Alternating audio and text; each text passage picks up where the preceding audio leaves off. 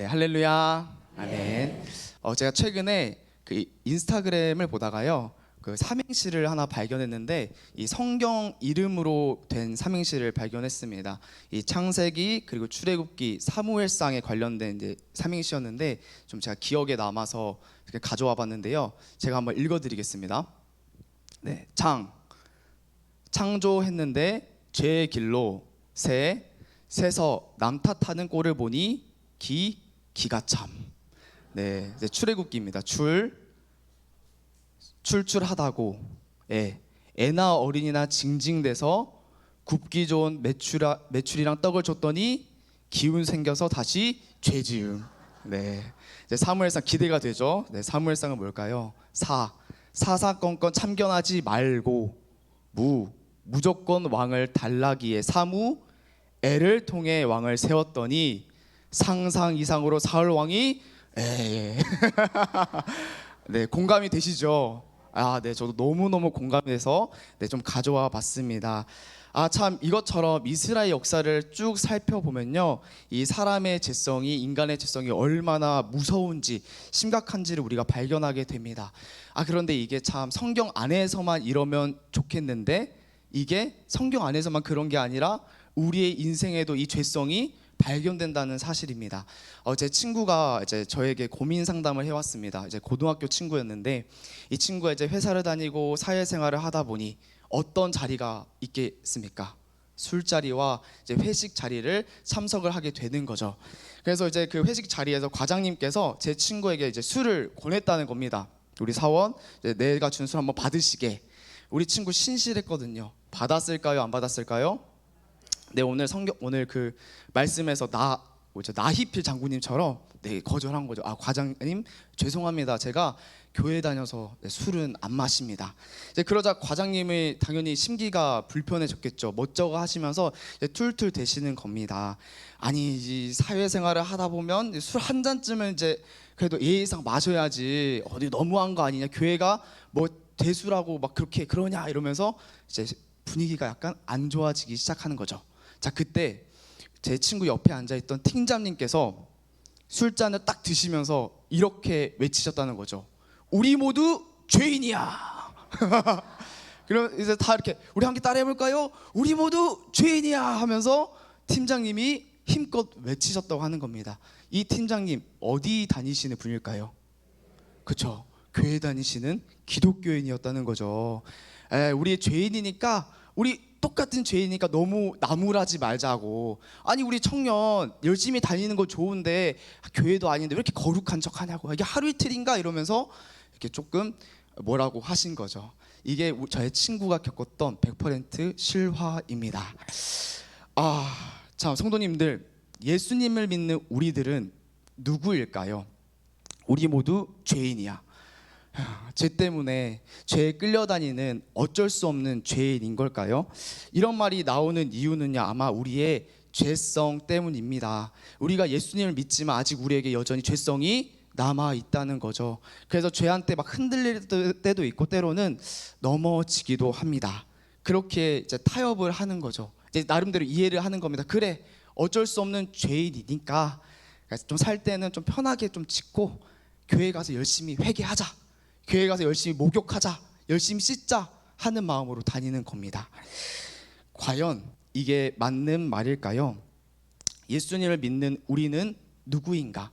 오늘 로마서 말씀을 통해서 예수님을 믿는 우리들이 누구인지 그 정체성을 함께 발견하는 시간 되길 소망합니다. 우리가 죄 짓는 것이 당연한 일인가?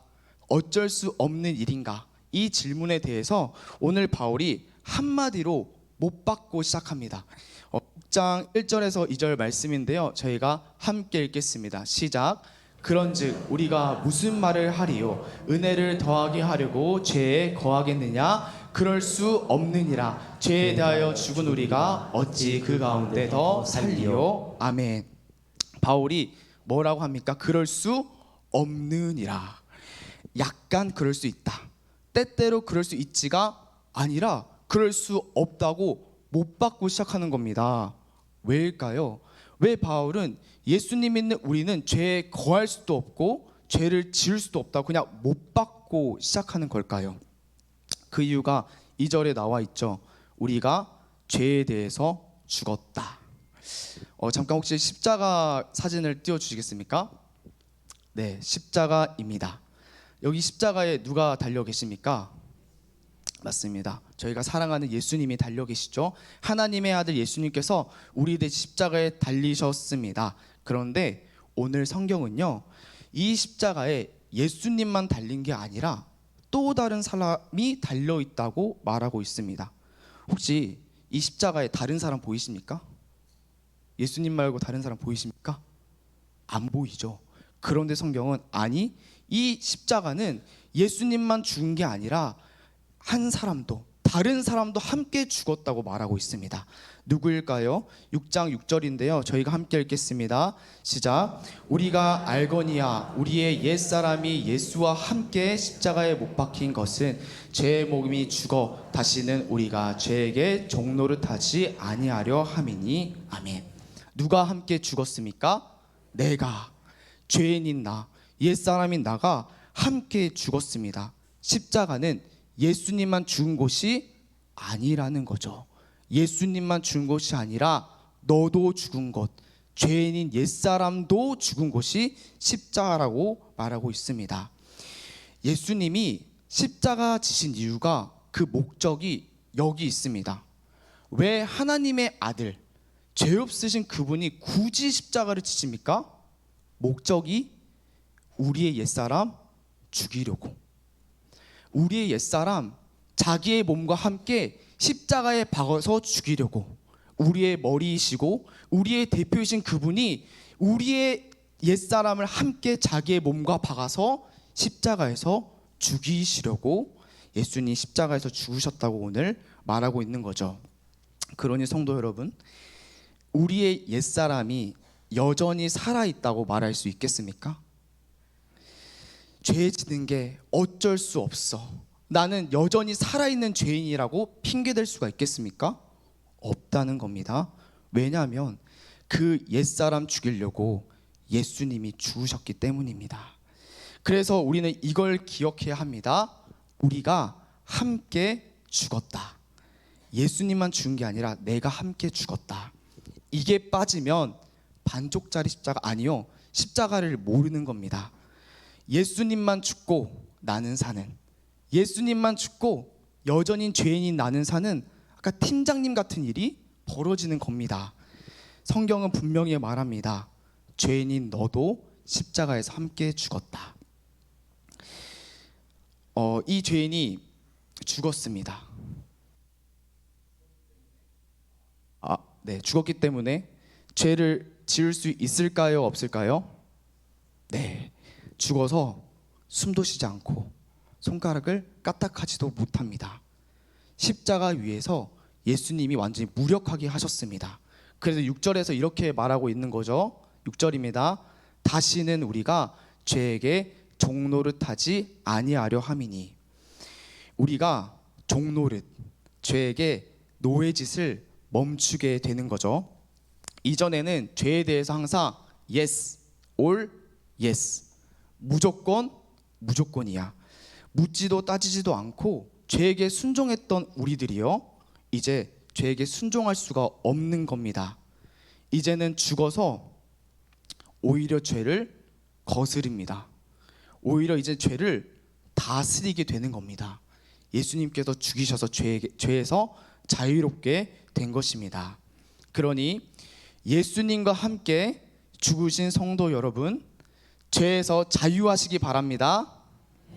죄를 다스리시기 바랍니다. 죄를 다스리고 죄에서 자유한 우리들은 성도들입니다. 이렇게 죄인인 우리가 죽었습니다. 우리가 죽었답니다. 성도님들, 혹시 목숨이 몇 개이실까요? 하나시죠. 네, 저도 하나고 권사님도 하나고, 네, 다른 전도사님들도 하나고, 우리 모두 하나입니다. 돈이 많은 이재용 회장도, 돈이 많은 만수르도, 집은 여러 개 있지만, 차는 여러 개 있지만 목숨은 하나입니다. 그런데 우리가 죽어버렸으니 이제 우리 어떻게 된 겁니까? 끝난 거죠. 죽었으니까 인생 끝난 겁니다. 목숨 하나거든요. 그런데 다행인 사실은 끝난 게 아닙니다. 그 이유가 8절에 나와 있는데요. 우리 8절을 함께 읽겠습니다. 시작.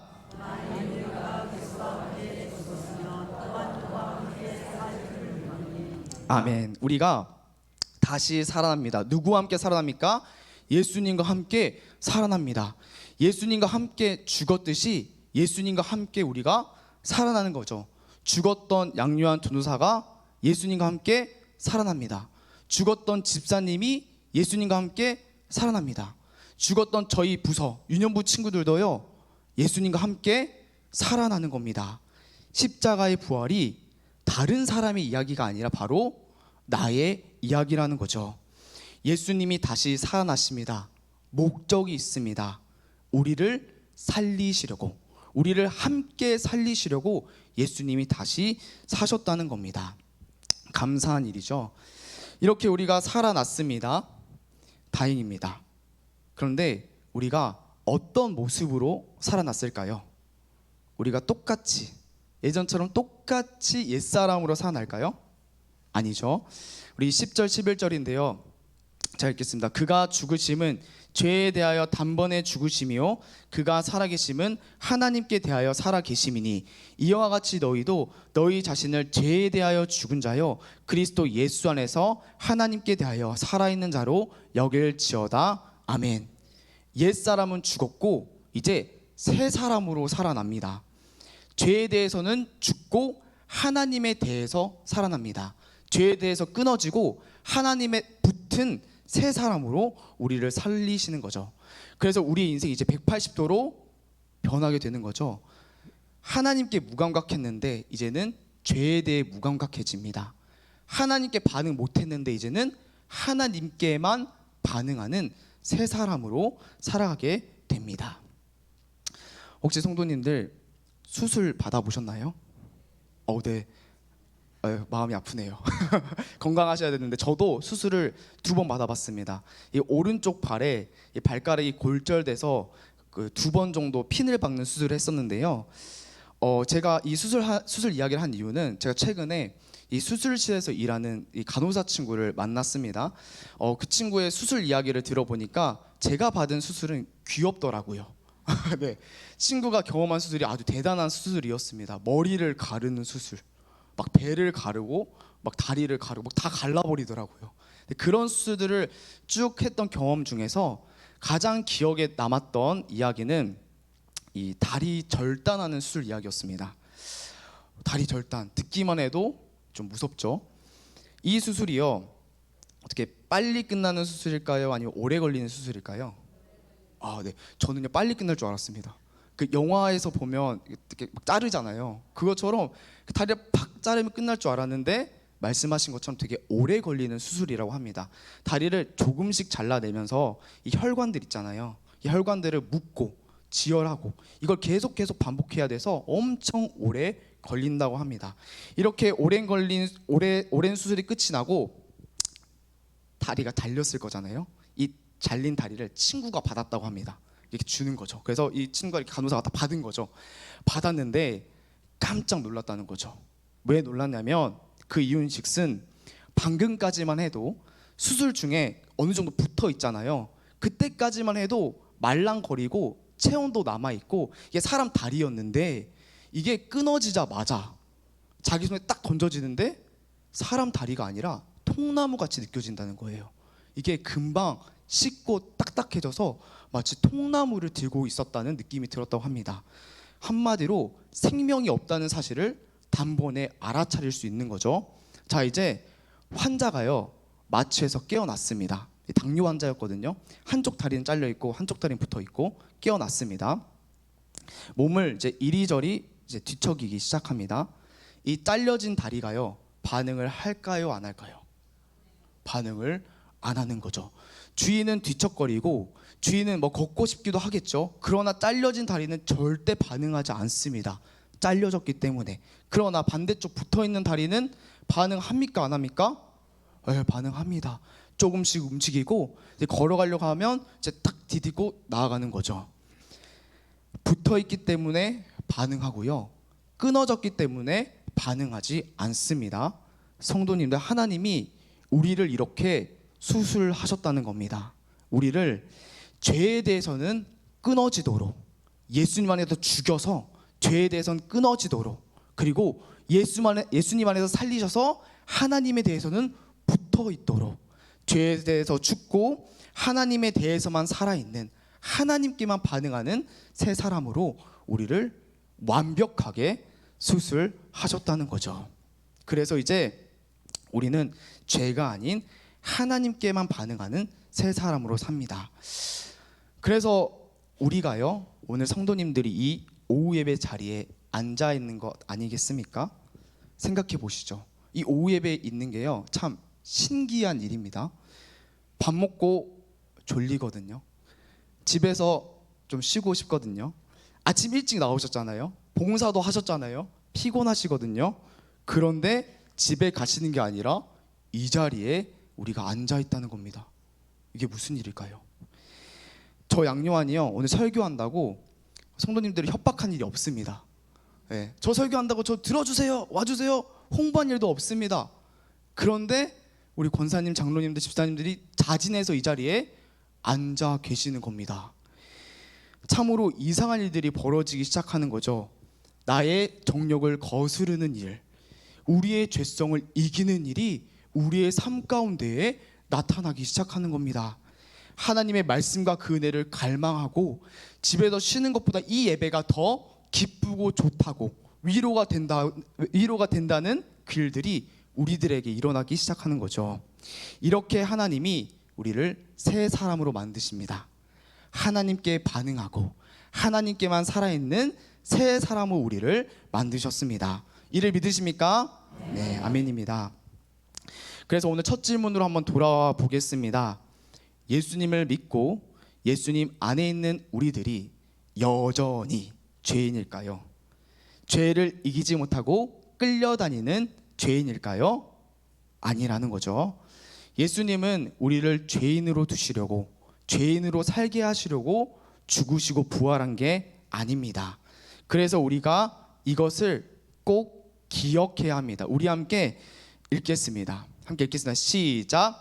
함께 죽고 함께 살았다. 우리 함께 읽겠습니다. 시작. 함께 죽고 함께 살았다. 십자가 사건이 예수님만 죽고 예수님만 살아난 2000년 전에 있었던 다른 사람 이야기가 아니라 나도 죽고 나도 살아난 오늘 나의 이야기라는 겁니다. 그래서 십자가가 복음의 능력이고 우리를 변화시키는 능력이 되는 겁니다. 우리는 새 사람입니다. 하나님을 기뻐하고 이 오후 예배를 기뻐하는 새 사람입니다. 우리를 새 사람으로 만드셨으니 이제 새 사람으로 살 수 있겠죠. 이제 살아가 봐야겠죠. 이 새 사람 라이프를 좀 누려봐야 하는 겁니다. 그래서 바울이요, 오늘 우리에게 말합니다. 새 사람으로 살아라. 이 삶을 경험하고 확인하고 누려라고 말하는데요, 우리 함께 12절 13절 말씀을 함께 읽겠습니다. 시작.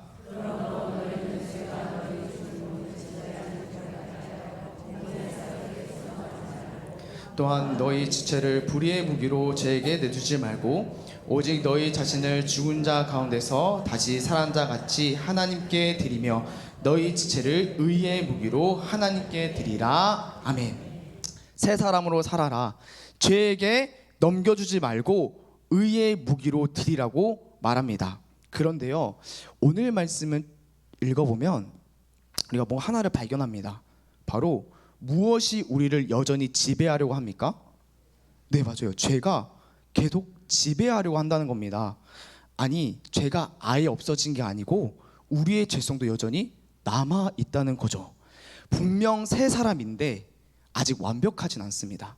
이미 새 사람인데 아직 예수님 닮기까지 긴 여정이 우리에게 남아 있습니다. 새 사람인 우리가 죄성을 마주하게 됩니다.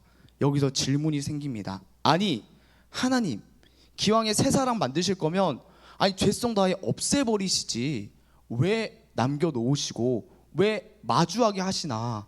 이 죄성 여전히 성가시고 귀찮거든요. 그런데 왜 그렇게 하시나?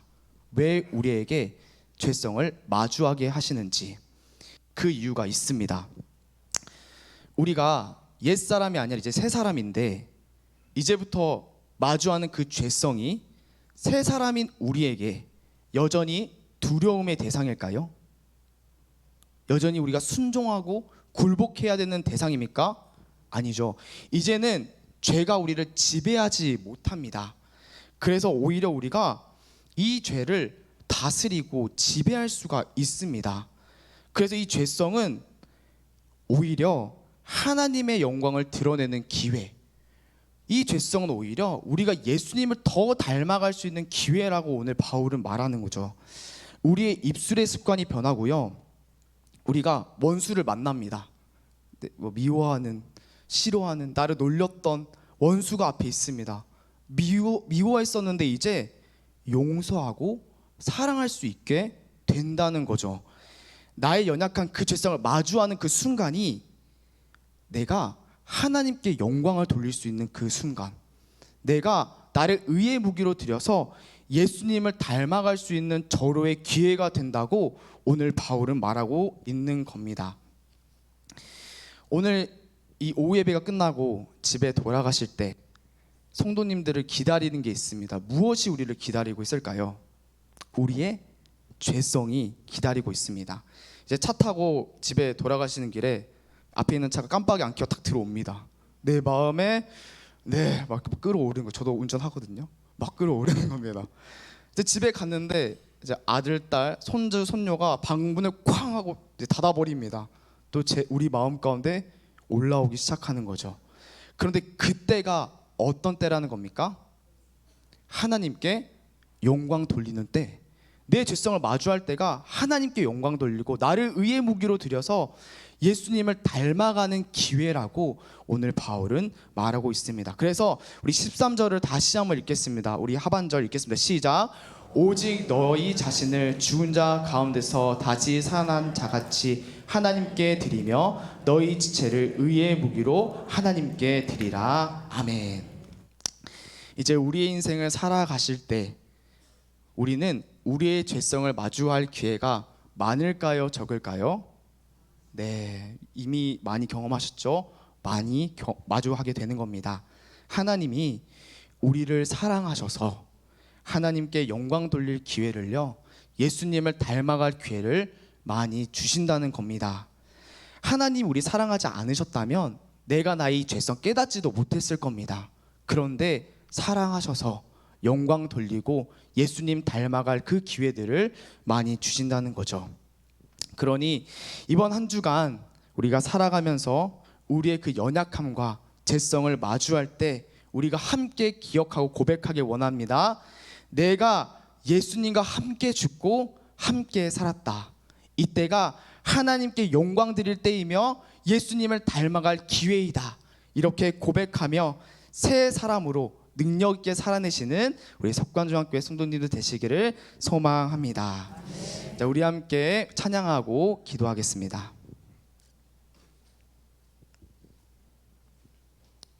우리 함께 십자가를 지신 우리 찬양할 텐데요. 우리의 능력이 되시고 우리의 지혜가 되시는 우리 그 예수님을 우리 함께 찬양하며 나아가겠습니다. 십자가를 참으신 십자가를 참으신 어린 양 예수 내 죄 씻어주시고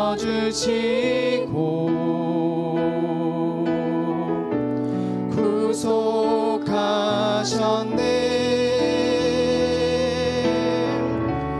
어둠을 물리치신 세상의 빛 예수 영광의 빛 비추사 자유케 하셨네.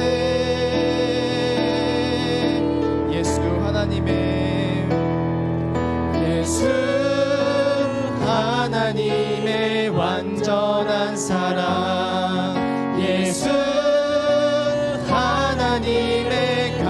없는 은혜 예수 하나님의 놀라운 지혜 아름다운 그 이름 예수 하나님의 예수 하나님의 완전한 사랑 예수 하나님의 값없는 은혜 예수 하나님의 놀라운 지혜 아름다운 그 완전한 사랑 되시고 예수님 한 번 더 찬양합니다. 예수